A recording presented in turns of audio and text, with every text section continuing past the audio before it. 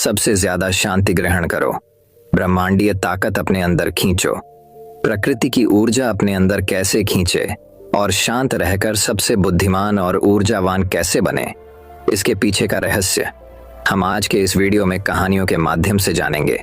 तो बिना देर किए चलिए उन कहानियों की शुरुआत करते हैं। पहली कहानी, द व्हिस्परिंग वुड्स। घने जंगल के बीचों बीच एक रहस्यमयी जगह थी जिसे व्हिस्परिंग वुड्स के नाम से जाना जाता है।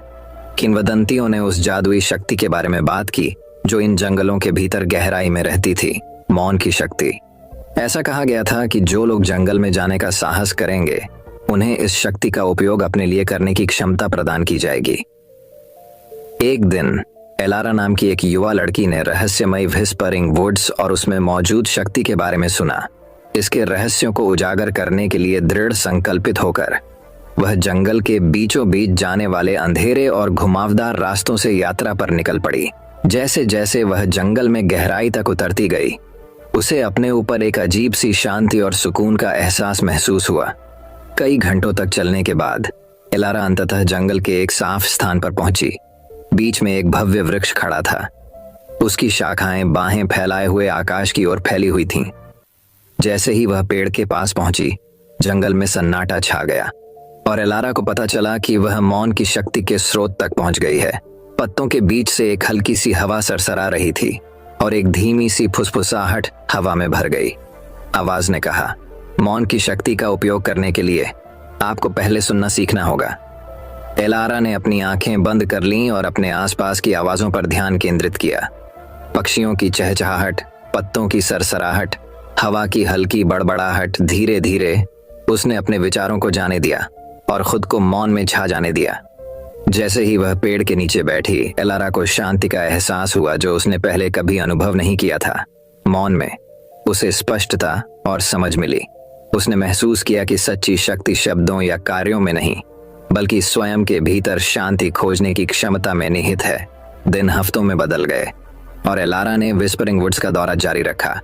प्रत्येक यात्रा के साथ मौन की शक्ति के बारे में और अधिक सीखा। उसने पाया कि मौन में वह अपने दिल और आत्मा की फुसफुसाहट सुन सकती है, जो उसे आत्म खोज और आंतरिक शांति के मार्ग पर मार्गदर्शन करती है। एक दिन जब एलारा पेड़ के नीचे बैठा था, एक यात्री की नजर उस जगह पर पड़ी। यात्री थका हुआ और खोया हुआ था, बाहरी दुनिया के शोर और अराजकता के बोझ से दबा हुआ था। एलारा ने यात्री का स्वागत किया और उन्हें अपने पास बैठने के लिए आमंत्रित किया। एलारा ने यात्री से कहा, मौन में बड़ी शक्ति है। शांत क्षणों में हमें अपने डर का सामना करने और अपनी शंकाओं पर काबू पाने की ताकत मिलती है। मौन को गले लगाओ और तुम्हें वे उत्तर मिलेंगे जो तुम चाहते हो। यात्री ने ध्यान से सुना और लंबे समय में पहली बार उन्होंने खुद को शांत रहने दिया। व्हिस्परिंग वुड्स के सन्नाटे में उन्हें सांत्वना और शांति मिली, जिससे उनकी चिंताएं और परेशानियां दूर हो गईं। जैसे ही सूरज डूबने लगा, यात्री जाने के लिए उठे। उनकी आंखों में कृतज्ञता झलक रही थी। धन्यवाद, उन्होंने एलारा से कहा। मैं उत्तर ढूंढने आया था और इसके बजाय मुझे मौन की शक्ति मिली। एलारा मुस्कुराई, यह जानकर कि उसने मौन का उपहार किसी अन्य आत्मा के साथ साझा किया है। उसने देखा कि यात्री अपने साथ व्हिस्परिंग वुड्स का ज्ञान लेकर जंगल में गायब हो गया और इसलिए व्हिस्परिंग वुड्स की किंवदंती जीवित रही, जो मौन की परिवर्तनकारी शक्ति और उस सुंदरता की याद दिलाती है जो जीवन के शांत क्षणों में पाई जा सकती है। तो दोस्तों, चलिए अब हमारे दूसरे कहानी की शुरुआत करते हैं। दूसरी कहानी, मौन की शक्ति। एक हलचल भरे शहर में, जहां हर कोने में शोर भरा हुआ था, एली नाम का एक बूढ़ा आदमी रहता था। एली को अपनी उपस्थिति के कुछ ही क्षणों से अपने आसपास की अराजकता को शांत करने की असाधारण क्षमता के लिए जाना जाता था। जब लोगों को शांति या मार्गदर्शन की आवश्यकता होती थी तो लोग उनकी तलाश करते थे, क्योंकि उनकी चुप्पी में ऐसी शक्ति थी जिसे शब्द कभी व्यक्त नहीं कर सकते थे। एक दिन जब एली प्रकृति की शांति का आनंद लेते हुए पार्क में बैठा था, माया नाम की एक युवा महिला उसके चेहरे पर परेशान भाव लेकर उसके पास आई। एली, उसने कहा, मैं खो गई हूँ और नहीं जानती कि जीवन में कौन सा रास्ता अपनाऊं। मैं दुनिया के शोर से अभिभूत महसूस करती हूँ और अपना असली उद्देश्य नहीं ढूंढ पा रही हूँ। एली ने माया की ओर नम्र दृष्टि से देखा और अपने बगल की खाली जगह को थपथपाकर उसे बैठने के लिए आमंत्रित किया। एक शब्द भी कहे बिना उसने अपनी आंखें बंद कर लीं और चारों ओर की आवाजों पर ध्यान केंद्रित किया। पक्षियों की चहचहाहट, पत्तों की सरसराहट, दूर से यातायात की आवाज। जब माया एली के साथ मौन बैठी थी तो उसे अपने ऊपर शांति का एहसास हुआ। लंबे समय में पहली बार उसने शब्दों या ध्यान भटकाने की आवश्यकता के बिना खुद को उस पल में उपस्थित होने की अनुमति दी। उस सन्नाटे में वह अपने दिल की फुसफुसाहट और वह मार्गदर्शन सुनने लगी जो वह हमेशा से देने की कोशिश कर रहा था। जैसे ही सूरज डूबने लगा, एली ने अपनी आंखें खोलीं और माया की ओर मुड़ा। उन्होंने धीरे से कहा, मौन की शक्ति शोर की अनुपस्थिति में नहीं बल्कि आंतरिक शांति की उपस्थिति में निहित है, अपनी आत्मा की शांति में। आपको वे उत्तर मिलेंगे जो आप चाहते हैं और अपने सच्चे मार्ग पर चलने की ताकत पाएंगे। माया को स्पष्टता और उद्देश्य की एक नई भावना महसूस हुई क्योंकि उसने एली को उसकी बुद्धिमत्ता के लिए धन्यवाद दिया। वह उस शाम एक नए उत्साह के साथ पार्क से निकली, शांत दिल और शांत दिमाग के साथ आने वाली चुनौतियों का सामना करने के लिए तैयार थी। इसके बाद के दिनों में माया ने मौन की कला का अभ्यास किया, जिससे दुनिया की अराजकता के बीच खुद को शांति के क्षणों का मौका मिला। उसने पाया कि उन शांत क्षणों में उसे ताकत और लचीलेपन का भंडार मिला जिसके बारे में उसे कभी नहीं पता था कि वह उसके पास है। जैसे जैसे समय बीतता गया, माया की उपस्थिति का उसके आसपास के लोगों पर समान प्रभाव पड़ने लगा। लोग उन्हें सलाह के शब्दों के लिए नहीं बल्कि उस शांति के लिए खोजते थे जो उनके अस्तित्व से निकलती हुई प्रतीत होती थी। वह शोर और व्याकुलता से भरी दुनिया में आशा और प्रेरणा की किरण बन गईं। साल बीतते गए और एली बूढ़ा और कमजोर हो गया। उनके अंतिम दिन माया उनके साधारण निवास में उनसे मिलने आई। वह चुपचाप उसका हाथ पकड़कर उसके पास बैठ गई, ये जानते हुए कि उन दोनों के बीच किसी शब्द की जरूरत नहीं थी। मरने से पहले एली ने माया से अपने अंतिम शब्द फुसफुसाए, याद रखें मेरे प्रिय, मौन की शक्ति केवल अपने तक ही सीमित नहीं रखी जानी चाहिए बल्कि दुनिया के साथ साझा की जानी चाहिए। आपकी शांत शक्ति में आप दिलों को खोलने की कुंजी रखते हैं। अन्य और उन शब्दों के साथ एली ने आखिरी बार अपनी आंखें बंद कर लीं और अपने पीछे मौन की एक ऐसी विरासत छोड़ गए जो युगों युगों तक गूंजती रहेगी। माया ने उनके ज्ञान को अपने हृदय में धारण किया। जहां भी वह गईं, मौन की शक्ति फैलाई और अपने रास्ते में आने वाले सभी लोगों के जीवन को छुआ। और इसीलिए एली और माया की कहानी एक अनुस्मारक के रूप में कार्य करती है कि हमारी आत्मा की शांत शांति में हमें जीवन के माध्यम से हमारी यात्रा पर मार्गदर्शन करने की सच्ची शक्ति मिलती है। तो दोस्तों, चलिए अब हमारे तीसरे कहानी की शुरुआत करते हैं। तीसरी कहानी, पहाड़ियों और हरे भरे जंगलों के बीच बसे एक अनोखे गांव में सिलास नाम का एक आदमी रहता था। सिलास पूरे गांव में लकड़ी पर नक्काशी करने वाले के रूप में अपनी कला के प्रति अटूट समर्पण के लिए जाना जाता था। हर दिन वह लकड़ी के बेहतरीन टुकड़े इकट्ठा करने के लिए जंगल में जाता था। पेड़ों की फुसफुसाहट से उसके हाथों को मार्गदर्शन मिलता था और वह लकड़ी पर जटिल डिजाइन उकेरता था। अपनी अपार प्रतिभा के बावजूद सिलास के बारे में कुछ अजीब बात थी। उसने कभी एक शब्द भी नहीं बोला। गांव वाले अक्सर आश्चर्य करते थे कि सिलास ने चुप रहना क्यों चुना, लेकिन उन्होंने उसकी पसंद का सम्मान किया और चुपचाप उसके काम की प्रशंसा की। एक दिन लियाम नाम का एक युवा लड़का गांव के एक एकांत कोने में स्थित सिलास की कार्यशाला में पहुंच गया। कार्यशाला में प्रदर्शित सुंदर नक्काशी से प्रभावित होकर लियाम ने विस्मय से देखा।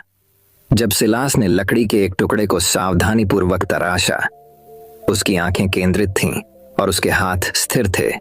जैसे जैसे दिन हफ्तों में बदल गए, लियाम सिलास की कार्यशाला का नियमित आगंतुक बन गया। हालांकि सिलास ने कभी एक भी शब्द नहीं बोला, लेकिन लियाम को ऐसा लगा जैसे उसने लकड़हारे को इस तरह समझा है जैसे किसी और ने नहीं समझा। सिलास की चुप्पी बहुत कुछ कहती है और उसने लियाम को धैर्य, समर्पण और केंद्रित दृढ़ संकल्प की शक्ति के बारे में मूल्यवान सबक सिखाया। एक बादल भरी दोपहर को गांव में एक भयंकर तूफान आया जो अपने साथ तेज गर्जना और लगातार बारिश लेकर आया।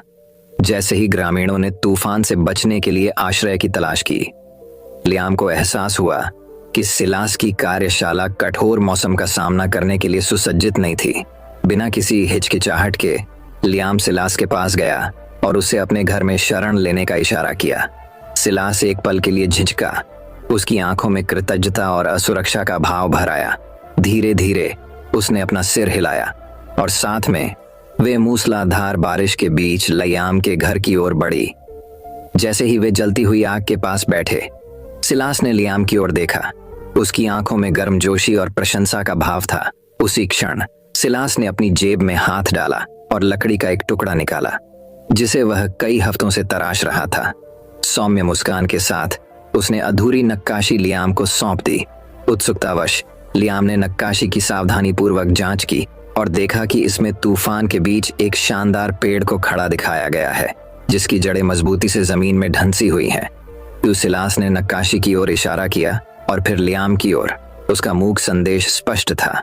नक्काशी में पेड़ा की तरह लियाम ने भी प्रतिकूल परिस्थितियों का सामना करने में ताकत और लचीलापन दिखाया था। सिलास की बुद्धिमत्ता की गहराई का एहसास होते ही लियाम की आंखों में आंसू आ गए। सिलास भले ही चुप था, लेकिन उसकी हरकतें शब्दों से कहीं ज्यादा जोर से बोलती थीं।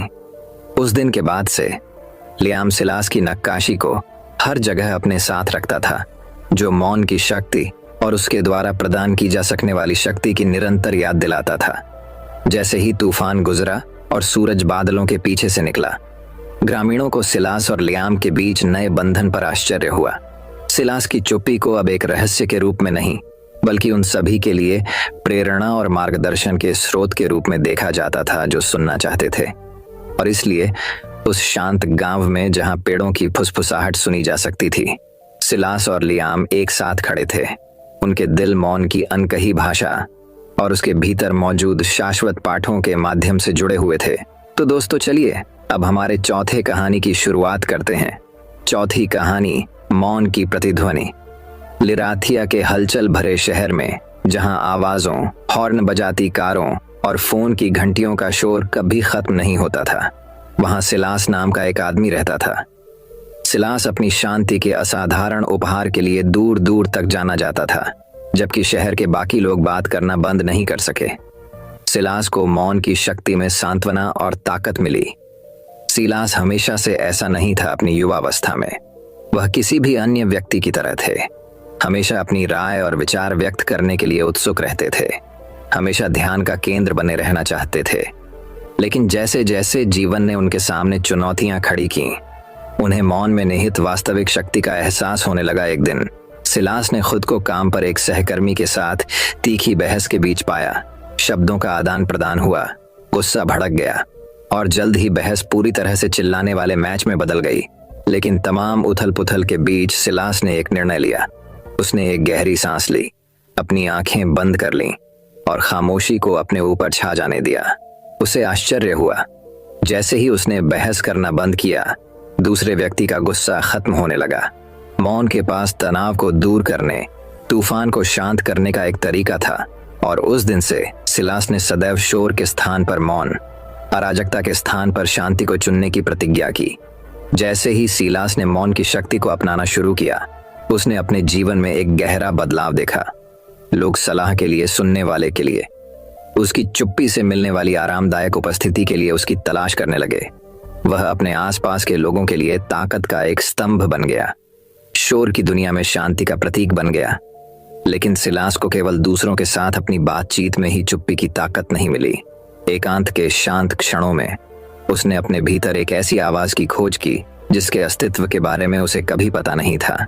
यह एक ऐसी आवाज थी जो शब्दों में नहीं, बल्कि दिल की फुसफुसाहट में बोलती थी और उसे उसके वास्तविक उद्देश्य की ओर मार्गदर्शन करती थी। सिलास ने खुद को शहर के चारों ओर फैले पहाड़ों की ओर आकर्षित पाया। जंगल के विशाल विस्तार में, जहां हवा में पत्तियों की हल्की सरसराहट ही एकमात्र ध्वनि थी, प्रकृति के हृदय में उन्हें शांति की गहरी अनुभूति मिली, अपने से भी महान किसी चीज से जुड़ाव। एक दिन जब सिलास एक पहाड़ की चोटी पर बैठा नीचे की दुनिया को देख रहा था, तो उसे दूर से एक हल्की सी गूंज सुनाई दी। ये उनकी अपनी खामोशी की प्रतिध्वनि थी, जो घाटियों और पहाड़ियों से गूंजती हुई उन सभी के दिलों को छू गई जिन्होंने इसे सुना। उस पल में सिलास को अपने उपहार की असली ताकत का एहसास हुआ। मौन केवल शोर का अभाव नहीं था, यह अपने आप में एक शक्ति थी, एक ऐसी शक्ति जो उपचार, आराम और प्रेरणा दे सकती थी। यह एक ऐसी शक्ति थी जो शब्दों से परे थी, जो आत्मा से अपनी ही भाषा में बात करती थी। और सिलास जानता था कि उसे यह उपहार अपने पास रखने के लिए नहीं, बल्कि दुनिया के साथ साझा करने के लिए दिया गया था। और इसलिए सिलास अपने साथ मौन की प्रतिध्वनि लेकर लिराथिया शहर लौट आया। वह जहां भी जाते थे लोग उनकी ओर खींचे चले आते थे। उनके चारों ओर फैली शांति की आभा से मंत्रमुग्ध हो जाते थे। और जैसे ही उन्होंने उसकी चुप्पी की गूंज सुनी, उन्हें भी उस शक्ति का पता चलने लगा जो शांत क्षणों में शोर के बीच के स्थानों में निहित है। अंत में सिलास न केवल शांत स्वभाव का व्यक्ति बन गया, बल्कि एक महान प्रभावशाली व्यक्ति बन गया। उनकी विरासत उनके जाने के बाद भी लंबे समय तक जीवित रही, जो शहर की सड़कों पर फुसफुसाती हुई हल्की हवा के साथ चली, जो मौन की शक्ति को सुनने वाले सभी को याद दिलाती थी। और इसीलिए लिराथिया के लोगों ने सीखा कि कभी कभी सबसे बड़ी ताकत इस बात में नहीं होती कि हम क्या कहते हैं, बल्कि इसमें होती है कि हम क्या नहीं कहते। और सिलास की खामोशी की गूंज पूरे देश में गूंज उठी। शांति के एक पल का दुनिया पर कितना गहरा प्रभाव पड़ सकता है, इसका एक कालातीत अनुस्मारक। तो दोस्तों चलिए अब हमारे 5वें कहानी की शुरुआत करते हैं। 5वीं कहानी। एक हलचल भरे शहर में डॉ थॉमस नाम के एक प्रसिद्ध दार्शनिक रहते थे, जो अपनी बुद्धिमत्ता और सबसे जटिल समस्याओं को आसानी से हल करने की क्षमता के लिए जाने जाते थे। दूर दूर से कई लोग विभिन्न मामलों पर उनका मार्गदर्शन और सलाह चाहते थे। हालांकि उनकी शिक्षाओं का एक विशेष पहलू था जिसने सभी को आकर्षित किया, मौन की शक्ति। डॉ थॉमस का मानना था कि मौन केवल शोर की अनुपस्थिति नहीं है, बल्कि एक शक्तिशाली उपकरण है जो किसी के जीवन में स्पष्टता, समझ और शांति ला सकता है। वह अक्सर चुप्पी अपनाने और अपने दिल की फुसफुसाहट सुनने के महत्व के बारे में बात करते थे। एक दिन माइकल नाम का एक युवक मार्गदर्शन मांगने डॉ थॉमस के पास आया। माइकल क्रोध और हताशा से भर गया था, अपने भीतर शांति पाने में असमर्थ था। डॉ थॉमस ने उनकी परेशानियों को सुना और फिर चुपचाप बैठ गए, अपने चारों ओर प्रकृति के विशाल विस्तार को देखते रहे। जैसे ही वे मौन बैठे, माइकल को अपने ऊपर शांति का एहसास होने लगा। उसके मन का शोर छंटने लगा और काफी समय बाद पहली बार उसे शांति की झलक महसूस हुई। डॉ थॉमस ने फिर धीरे से कहा, कभी कभी सबसे गहरे रहस्योद्घाटन शब्दों से नहीं, बल्कि हमारी आत्मा की शांत फुसफुसाहट से आते हैं। इस विचार से प्रेरित होकर माइकल ने डॉ थॉमस से मौन की शक्ति के बारे में सीखने में कुछ दिन बिताने का फैसला किया। वे एक साथ मौन बैठेंगे, अपने आसपास की दुनिया का अवलोकन करेंगे और अपने मन को शांत होने देंगे। जैसे जैसे दिन बीतते गए, माइकल को अपने भीतर एक गहरा बदलाव नजर आने लगा। वह अब उन स्थितियों पर आवेगपूर्ण प्रतिक्रिया नहीं करता जो उसे उकसाती थीं। इसके बजाय उसने खुद को रुकते हुए, गहरी सांस लेते हुए और स्पष्टता और विचारशीलता के साथ जवाब देते हुए पाया। एक शाम जब वे शहर की ओर देखने वाली एक पहाड़ी पर बैठे थे, माइकल ने डॉ थॉमस से पूछा, मौन जैसी सरल चीज हमारे जीवन पर इतना गहरा प्रभाव कैसे डाल सकती है? डॉ थॉमस ने मुस्कुराते हुए उत्तर दिया, मौन हमारे विचारों या भावनाओं को दबाने के बारे में नहीं है। ये वास्तव में सुनने, समझने और अपने आंतरिक ज्ञान से जुड़ने के लिए अपने भीतर जगह बनाने के बारे में है। माइकल को एहसास हुआ कि जीवन की भाग दौड़ में वह खुद की सुनना भूल गया है। वह दुनिया के शोर में इतना डूब गया था कि उसने अपने दिल की फुसफुसाहटों को भी नजरअंदाज कर दिया था। डॉ थॉमस के मार्गदर्शन से माइकल ने मौन को एक खालीपन के रूप में नहीं, जिसे भरने के लिए, बल्कि एक साथी के रूप में अपनाना सीखा, जिसे संजोया जाना चाहिए। उसने पाया कि मौन के क्षणों में वह अपने अंतर्ज्ञान का मार्गदर्शन सुन सकता है, अपनी आत्मा की शांति महसूस कर सकता है और जो वह वास्तव में था उसके सार से जुड़ सकता है। समय के साथ माइकल का गुस्सा और हताशा दूर हो गई। उसकी जगह आंतरिक शांति और संतोष की गहरी भावना ने ले ली। वह शहर में अपने ऊंचे शब्दों या कार्यों के लिए नहीं, बल्कि अपने भीतर मौजूद शांत शक्ति और ज्ञान के लिए जाने जाते थे। कहानी का सार यह है कि शोर और विकर्षणों से भरी दुनिया में मौन की शक्ति को अक्सर नजरअंदाज कर दिया जाता है।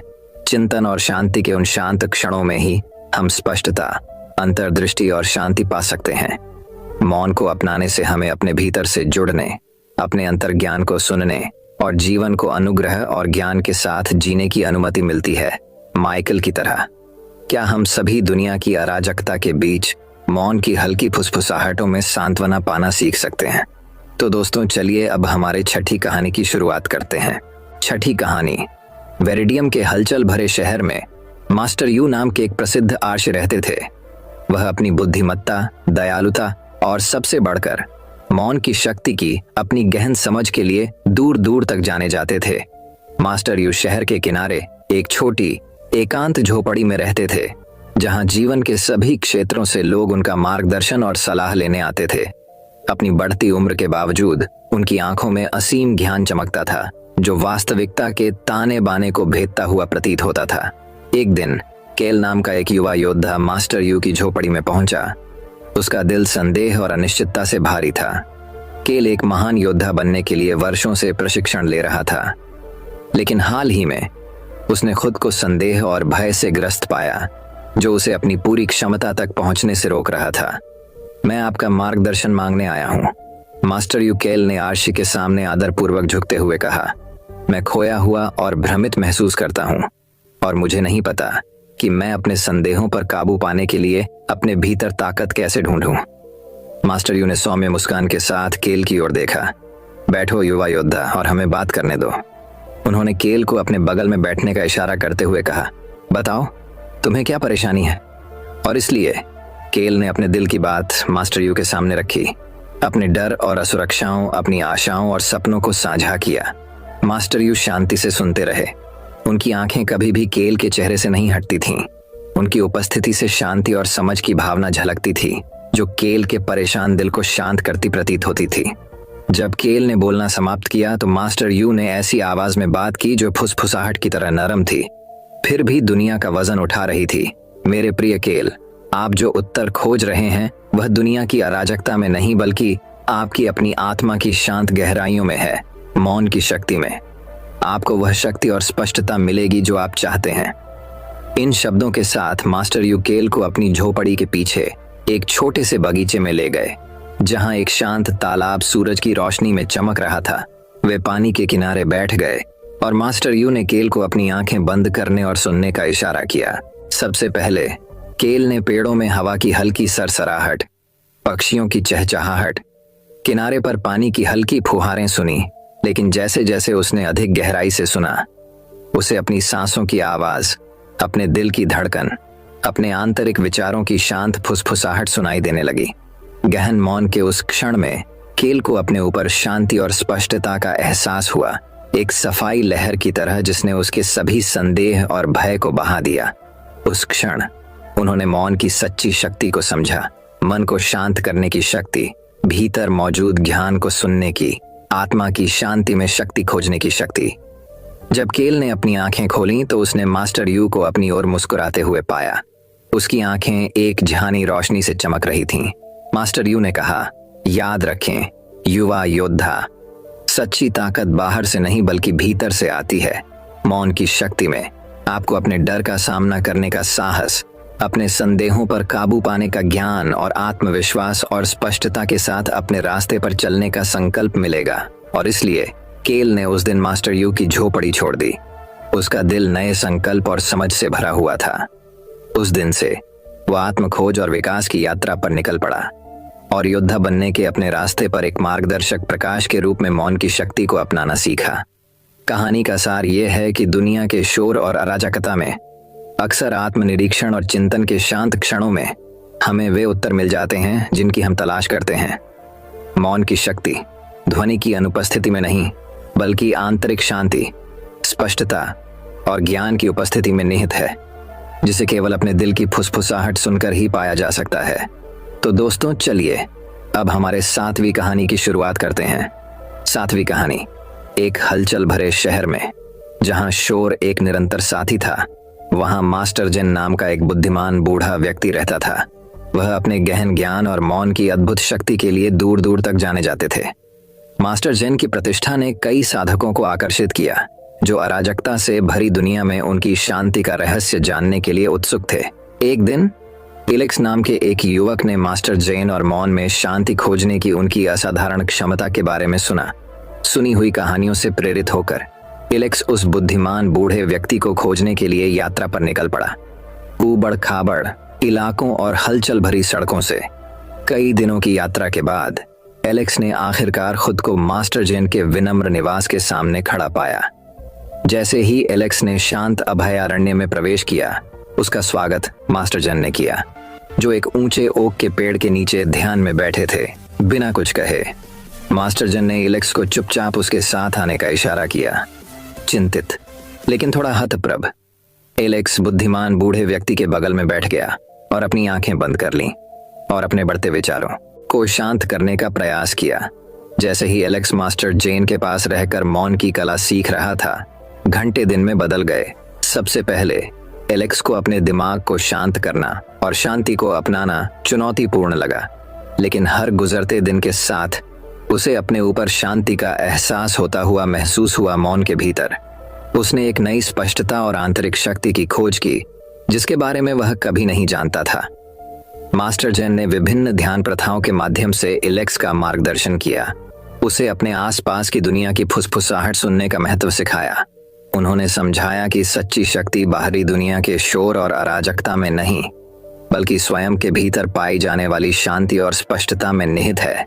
जैसे जैसे सप्ताह महीनों में बदलते गए, एलेक्स ने मौन की शक्ति को पूरी तरह से अपनाना शुरू कर दिया। उन्होंने खुद को शांति और लचीलेपन की एक नई भावना के साथ जीवन की चुनौतियों का सामना करते हुए पाया। बाहरी उत्तेजनाओं पर आवेगपूर्वक प्रतिक्रिया करने के बजाय एलेक्स ने अपने भीतर शांति के गहरे कुएं का लाभ उठाते हुए सोच समझकर प्रतिक्रिया करना सीखा। एक दिन शहर में एक भयंकर तूफान आया, जिससे तेज हवा और बारिश शुरू हो गई, जिससे इसके रास्ते में आने वाली हर चीज को उखाड़ने का खतरा पैदा हो गया। लोग घबरा गए, शरण के लिए इधर उधर भागने लगे, क्योंकि अराजकता चरम पर थी। हंगामे के बीच एलेक्स को मौन की शक्ति पर मास्टर जेन की शिक्षाएं याद आईं।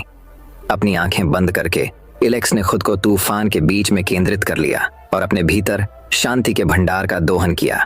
स्थिर दिल और स्पष्ट दिमाग के साथ उन्होंने घबराए हुए शहरवासियों को सुरक्षा के लिए निर्देशित किया, प्रतिकूल परिस्थितियों का सामना करने के लिए आश्वासन और ताकत प्रदान की। तूफान के बाद दबाव में भी एलेक्स के संयम और शालीनता से शहर आश्चर्यचकित रह गया। उन्होंने अराजकता के बीच उनकी अटूट शांति का रहस्य जानने की कोशिश की। विनम्रता और कृतज्ञता के साथ एलेक्स ने मास्टर जेन से प्राप्त ज्ञान और मौन की परिवर्तनकारी शक्ति को साझा किया। एलेक्स के कार्यों की चर्चा दूर दूर तक फैल गई और जल्द ही दूर दूर से साधक मौन की कला सीखने के लिए उत्सुक होकर मास्टर जेन के अभयारण्य में आने लगे। बुद्धिमान बूढ़े व्यक्ति ने खुले हाथों से उनका स्वागत किया। प्रत्येक साधक को आत्म खोज और आंतरिक शांति की व्यक्तिगत यात्रा पर मार्गदर्शन किया। जैसे जैसे साल बीतते गए, मास्टर जेन का अभयारण्य शोर और विकर्षणों से ग्रस्त दुनिया में शांति का प्रतीक बन गया। बुद्धिमान बूढ़े व्यक्ति की शिक्षाएं और एलेक्स के साहस की विरासत आने वाली पीढ़ियों को प्रेरित करती रही। उन्हें इस शाश्वत सत्य की याद दिलाती रही कि सच्ची शक्ति आत्मा की गहन शांति में निवास करती है, और इसलिए मौन की शक्ति कायम रही, एक सौम्य लेकिन अडिग शक्ति जिसने अराजकता और शांत के बीच की खाई को पाट दिया और सुनने वाले सभी को याद दिलाया कि सबसे शांत क्षणों में सबसे बड़ी ताकत पाई जा सकती है। तो दोस्तों, चलिए अब हमारे 8वीं कहानी की शुरुआत करते हैं। 8वीं कहानी मौन की शक्ति। पहाड़ियों और हरे भरे जंगलों के बीच बसे एक अनोखे गांव में मास्टर ली नाम का एक बुद्धिमान बूढ़ा व्यक्ति रहता था। मास्टर ली अपने गहन ज्ञान और गहन शिक्षाओं के लिए प्रसिद्ध थे, जिससे दूर दूर से छात्र उनका मार्गदर्शन लेने के लिए आकर्षित होते थे। एक धूप भरी सुबह कियान नाम का एक युवक जीवन के महानतम रहस्यों का उत्तर ढूंढते हुए मास्टर ली के साधारण निवास पर पहुंचा। मास्टर ली ने गर्मजोशी भरी मुस्कान के साथ उनका स्वागत किया और कियान को खिले हुए चेरी के पेड़ की छाया के नीचे एक लकड़ी की बेंच पर बैठने की पेशकश की। क्या चीज तुम्हें मेरे पास लाती है, युवा? मास्टर ली ने पूछा। उसकी आंखें जिज्ञासा से चमक रही थीं। कियान बोलने से पहले एक पल के लिए झिझका। मैं मौन की शक्ति को समझना चाहता हूँ। गुरु, अराजकता और भ्रम के क्षणों में मौन हमारा मार्गदर्शन कैसे कर सकता है? मास्टर ली ने जवाब देने से पहले सोच समझकर सिर हिलाया। मौन शोर की अनुपस्थिति नहीं है, बल्कि भीतर शांति की उपस्थिति है। यह हमारे दिमाग की शांति में है कि हम उन उत्तरों को ढूंढते हैं जिन्हें हम चाहते हैं। इसके साथ ही मास्टर ली ने कियान को जंगल के मध्य में एक सप्ताह के मौन ध्यान शिविर में शामिल होने के लिए आमंत्रित किया। साथ में वे आंतरिक अन्वेषण की यात्रा पर निकल पड़े। अपने दिन मौन चिंतन में और रातें टिमटिमाते सितारों के नीचे बिताईं।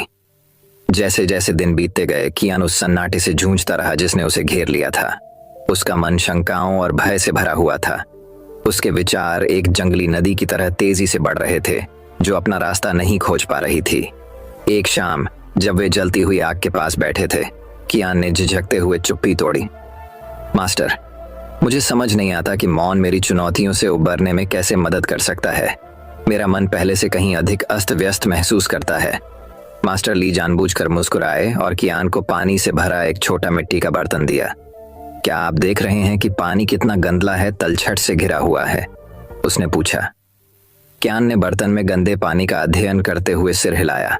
मास्टर ली ने समझाया, जिस तरह पानी को स्थिर होने के लिए समय की आवश्यकता होती है, उसी तरह आपके दिमाग को भी मौन आपके विचारों को दबाने के बारे में नहीं है, बल्कि उन्हें पानी में तलछट की तरह स्वाभाविक रूप से बसने की अनुमति देता है। आपके मन की शांति में स्पष्टता पैदा